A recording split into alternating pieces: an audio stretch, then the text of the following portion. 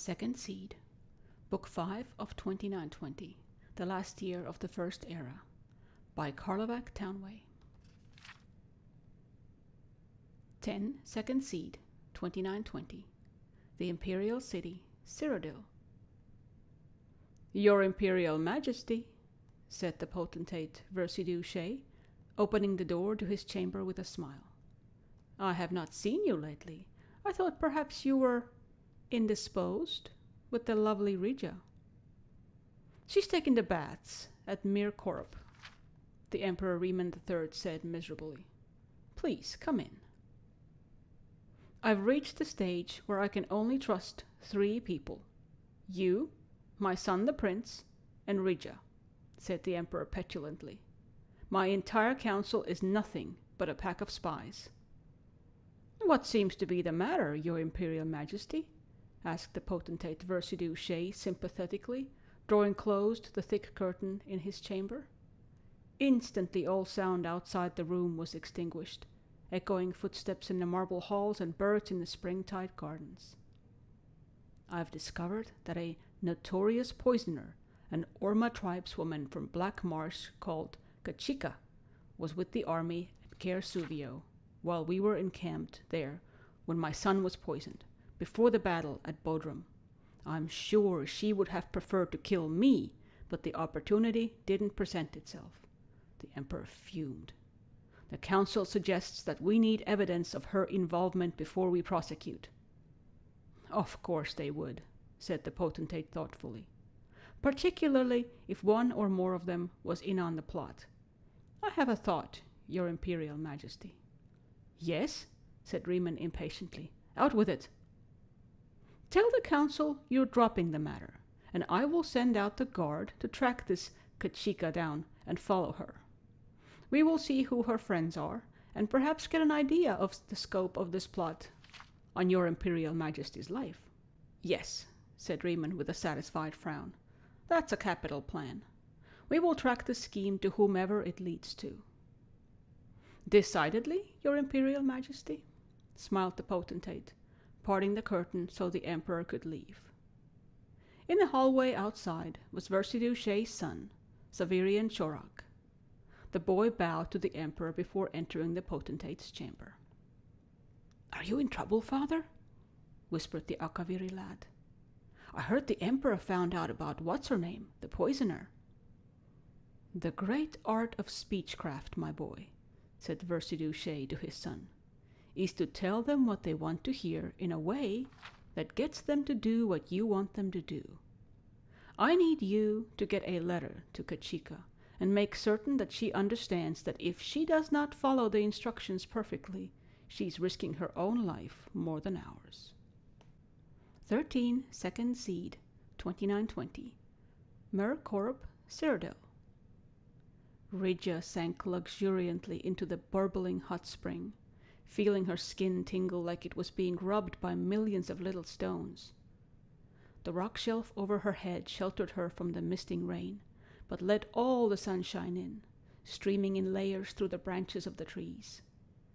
It was an idyllic moment in an idyllic life, and when she was finished, she knew that her beauty would be entirely restored.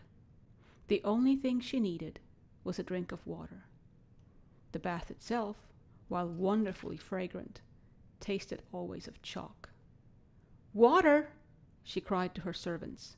Water, please! A gaunt woman with rags tied over her eyes ran to her side and dropped a goatskin of water. Regia was about to laugh at the woman's prudery.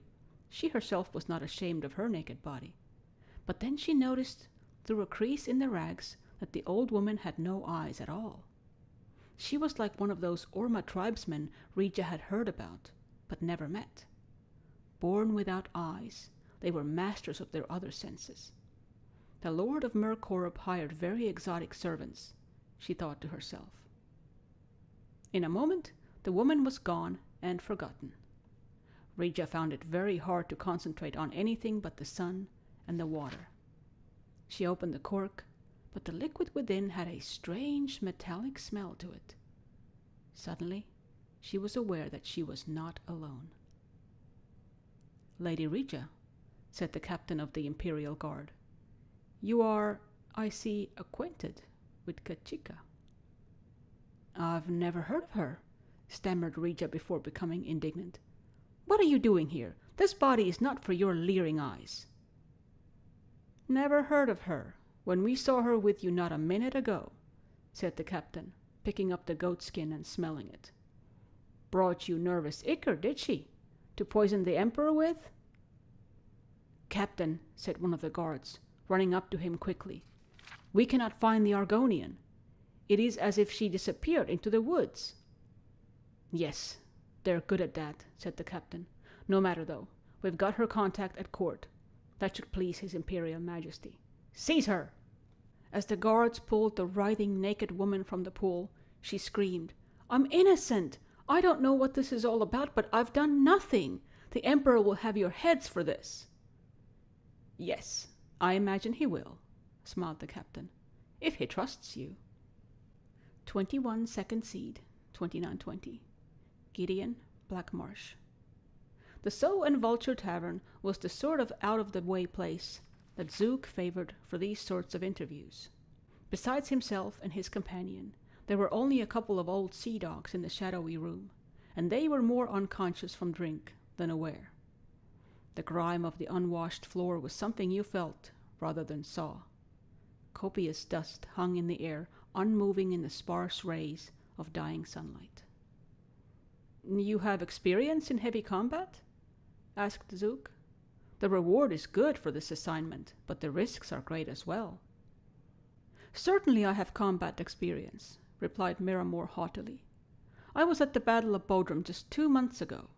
If you do your part and get the Emperor to ride through Dosa Pass with a minimal escort on the day and the time we've discussed, I'll do my part. Just be certain that he's not traveling in disguise. I'm not going to slaughter every caravan that passes through in the hopes that it contains Emperor Riemann." Zook smiled, and Miramore looked at himself in the Kothringi's reflective face. He liked the way he looked, the consummate confident professional. "Agreed," said Zook. "And then you shall have the rest of your gold." Zook placed a large chest onto the table between them. He stood up. "Wait a few minutes before leaving," said Zook. "I don't want you following me. Your employers wish to maintain their anonymity if by chance you are caught and tortured." "Fine by me," said Miramore, ordering more grog.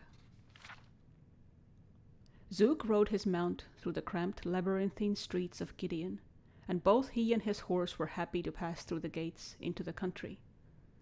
The main road to Castle Geovis was flooded as it was every year in springtide, but Zook knew a shorter way over the hills.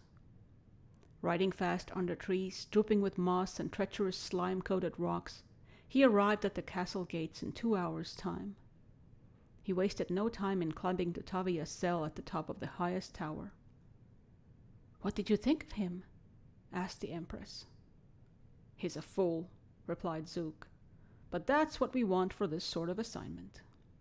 30 Second Seed, 2920. Thorzo Fortress, Cyrodiil. Rija screamed and screamed and screamed. Within her cell, her only audience was the giant gray stones, crusted with moss but still sturdy. The guards outside were deaf to her as they were deaf to all prisoners. The Emperor, miles away in the Imperial City, had likewise been deaf to her cries of innocence.